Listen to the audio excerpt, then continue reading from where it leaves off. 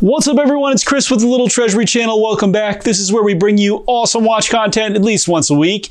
And if you haven't already, please make sure to hit the subscribe button and the notification bell to be alerted as soon as we upload. I'm from Little Treasury Jewelers, which is located in Gambrills, Maryland, and it's where you go when you're in the know. As always, the watches that I review are for sale and can be purchased, so please see the description below to contact us. In our last video, we reviewed the Oris Aquis Cherry, which is a piece that enthusiasts helped to create and is one that is highly unusual and fun. I would check this one out if you are after a dive watch that will stand out from the rest. In today's video, we have a totally random release from Breitling that came from nowhere and has no interesting history or catchy story to draw you in.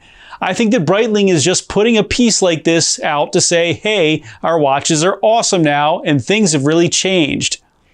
Today we are reviewing the USA limited edition Superocean Heritage B01 Chronograph 44. But that sounds ridiculous, so tell me in the comments below what you think that the nickname should be for this one, since it really deserves one. All right, now let's do a wrist check. Today I'm wearing my Breitling Descent, which is number 407 out of 407, and it's probably the toughest watch that I own. It may be bulletproof, and it's also very comfortable.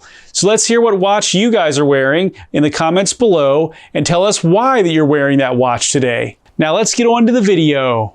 The Superocean Heritage chronograph pieces have been around since early 2000, but have had a Valjoux 7750 movement inside. Since 2017, Breitling has upped these pieces with the in-house B01 caliber. These pieces have always been available in standard color schemes, but Breitling has released random, low-numbered limited editions with fun and exciting color schemes. And today's piece is exactly that. But before we move on, it's time to smash that subscribe button, which is somewhere below where I'm pointing. We are at 6% subscribed viewers watching, and the other 94% of you are just still not subscribed. So if only 5% of you just subscribed, that would be so huge for us. So please do that right now. Now let's get on to the features. My measurements for the Superocean Heritage chronograph are a 42.86mm case width, although they say it is a 44, a 15.95mm height, a 53.66mm lug to lug, a 22.33mm lug width, and a weight of 156.49 grams.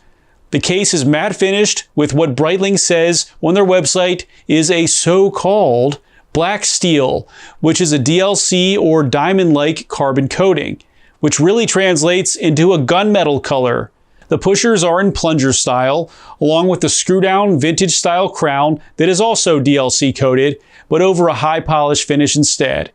The bezel is black ceramic and is very simple with silver rectangular markers and slightly larger ones as the key hours, and a triangular marker with a pip at the 12. But the question here, folks, is does the bezel action live up to how good it looks? So let's give it a click test.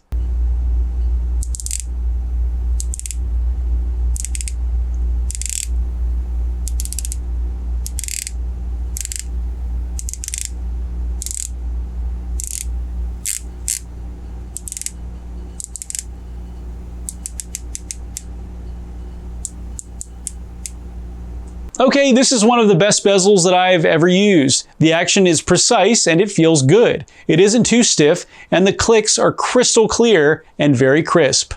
The dial is in what Breitling calls, oddly enough, a black eye green, which translates to a rich British racing green color. The Breitling logo is applied and is in gunmetal, with Breitling Superocean chronometer painted on it in white. The markers are in gunmetal, rounded and slim with a double marker for the 12 and single markers for the other hours. The hour hand is an arrow, while the minute hand is a sword, and the chronograph second hand is a simple lance, all in gunmetal. The actual seconds can be found in the subdial to the left middle and has a gray background, gunmetal hand, and white markers. A 30-minute timer for the chronograph can be found on the right side with a gray background, gunmetal hand, and white markers. The date can be found between the 4 and the 5 position with a black background and white numerals. Limited edition can be found painted above the bottom subdial, which is a 12-hour counter for the chronograph and has a gray background with white indices and a gunmetal hand. Lume can be found on all hour markers, the hour and minute hands, and on the pip of the bezel. The caseback is open and shows off Breitling's B01 caliber, and that this piece is a limited edition of 1 of 250. But you will never know which one this is. So I guess you could imagine that it is your favorite number.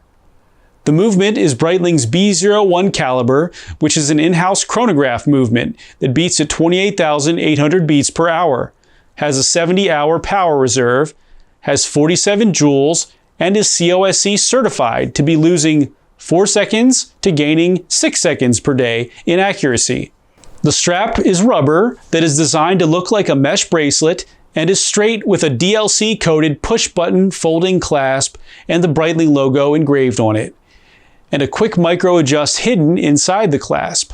The Breitling Superocean Heritage Chronograph 44 limited edition, oh my god, can we give it a nickname already, is limited to 250 pieces, can be found in the US only, is 200 meter water resistant, and is ready to come from nowhere to impress your friends for a wonderful $9,250. Now for my humble opinion. Okay, so I really like the color scheme of this piece. The gunmetal case and markers with the black accents and green dial just looks awesome. I think the black mesh rubber strap is also a great choice. It just makes this piece look more to me like it belongs in a sci-fi movie of some sort. Like the Terminator should be wearing this. The lug-to-lug is pretty big and almost goes over my 6.5-inch wrist, but the case width is not bad at all. I'd say that if this were sized, I would be able to wear and enjoy this piece very much. I will say that this piece will get attention, but in the right way, and it is obvious that it is special, so this one will be recommended to anyone who is looking for a strong, masculine, but flashy in a good way, but not in a gaudy way piece, then this one will totally be for you. Thanks for watching today, everyone. I really hope that you enjoyed the video today, and if you did, please make sure to smash that subscribe button, give this video a like, and of course share this with your friends. We look forward to seeing you next video.